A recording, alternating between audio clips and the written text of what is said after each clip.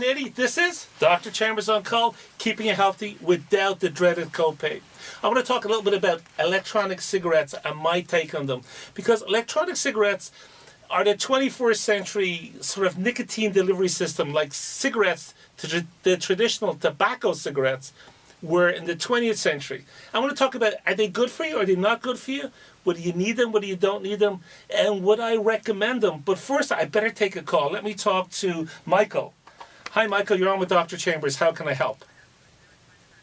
Okay, I started having this sharp, like stabbing pain in my toe. Yeah? A few months ago. And has the pain, has it gotten worse or gotten better? Well, here's what happened.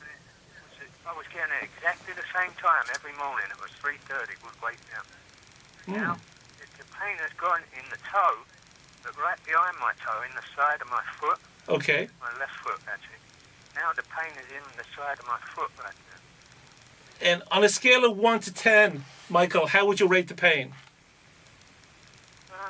Probably a 5 or a 6. But it's not there when I'm just doing nothing. But if I push on the side of my foot, then it's painful.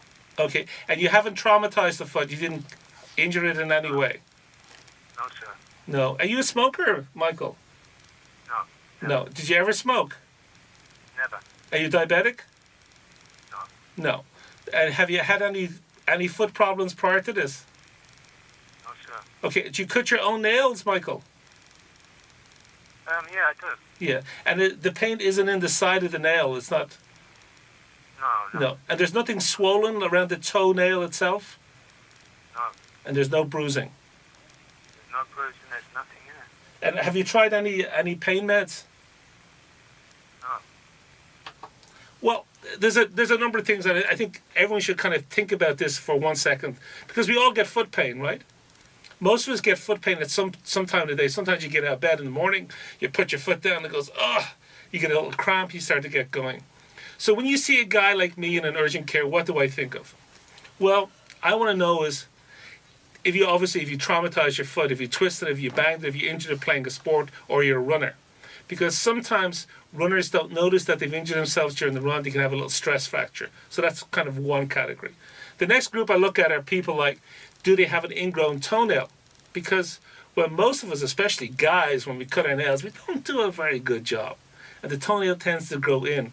And with the proliferation of all these cheap nail places out there, with people who do like a 4-hour course and then they're doing your nails, we see a lot of ingrown nail problems in urgent care, and we have to numb up the toe and lift it. Then we have much more serious issues. And that's why I was asking Michael about cigarette smoking and diabetes. Because what you'll be afraid of is there a blood supply problem? Is that an issue? And we've a smoker that cuts off the small blood vessels so people get pain in their feet. Recently I saw a patient in urgent care, and he came in and he had severe pain in 2 of his toes that was spreading up in his foot. So what you do in those circumstances is you look at the foot and you look for certain things. Is the skin good? Is the hair falling off? Is the skin thin? Because if blood supply is down, all of those things will be affected. And you want to feel the pulses.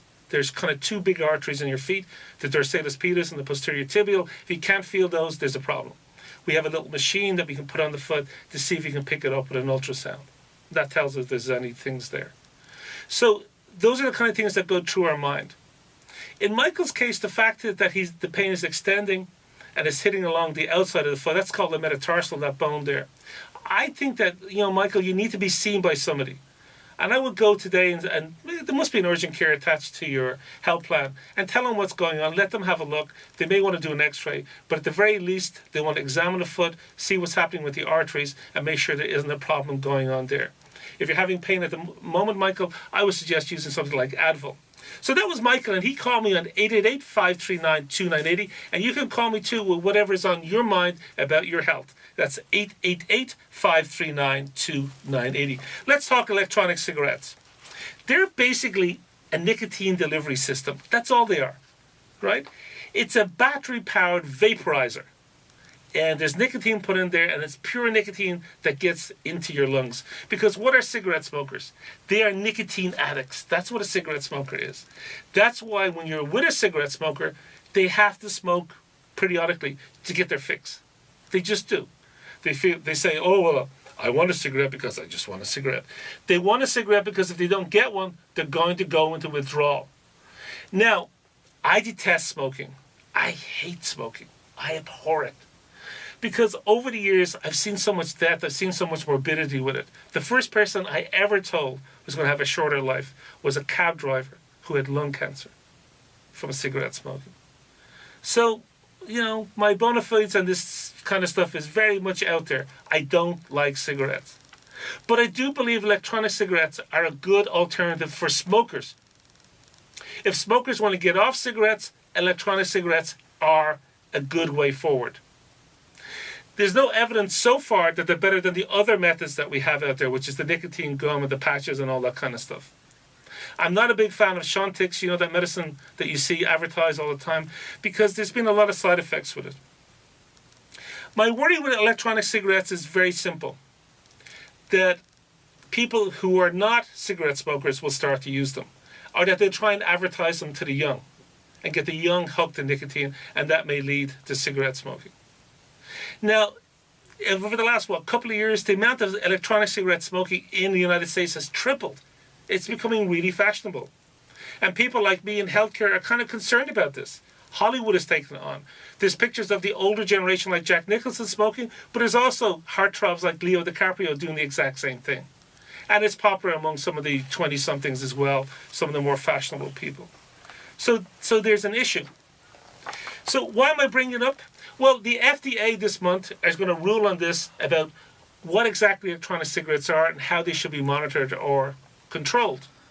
Because the people who make them are saying, hey, this is not a drug, this is not a medicine, so therefore the FDA shouldn't be doing anything about it.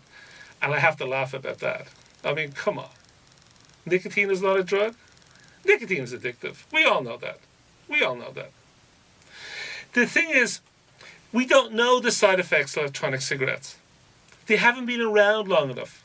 But we're assuming that they'll have less side effects than cigarette smoking. And I think that that's a fairly safe bet to say.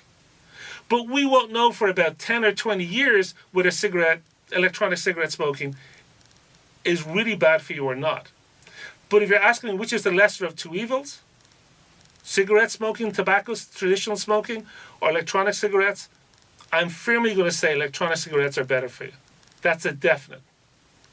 If you're a non-smoker, why in God's name would you take this up? All you're doing is inhaling pure nicotine into your lungs. Now, the electronic cigarette manufacturers are saying it's no different an addiction than someone like me who goes and has a latte once or twice a day. Yeah, I'm not sure that's true. But even if it is true, why do we need an extra drug out there? We don't. We just don't need it. Now, the cigarette companies themselves, the tobacco companies, they're a bit reluctant about these electronic cigarettes because guess why? It weans people off their product much more quickly. So they're kind of saying, hey, these guys make electronic cigarettes, they need to be monitored too. The tobacco companies are also afraid of the Kodak moment. You know what I mean by the Kodak moment? Not that magical little picture that you take that you want to save forever. The Kodak moment is they woke up one day and realized, nobody wants film, it's all digital. And the tobacco companies are afraid, so they're actually jumping into the market. They're actually trying to make their own electronic cigarettes. In fact, Philip Morris has a tobacco that doesn't light up, it kind of smolders or something. It's supposed to be less problematic for you. I kid you not. So, take-home message, if you're a smoker, you're trying to get off, electronic cigarettes may be for you. Also, the advantage for your family is there's no secondhand smoking. You're not blowing it all out into the air there so that they're polluting everything else. Because remember when we were kids? Your dad smoking in the car? You remember that? It was terrible. Just terrible.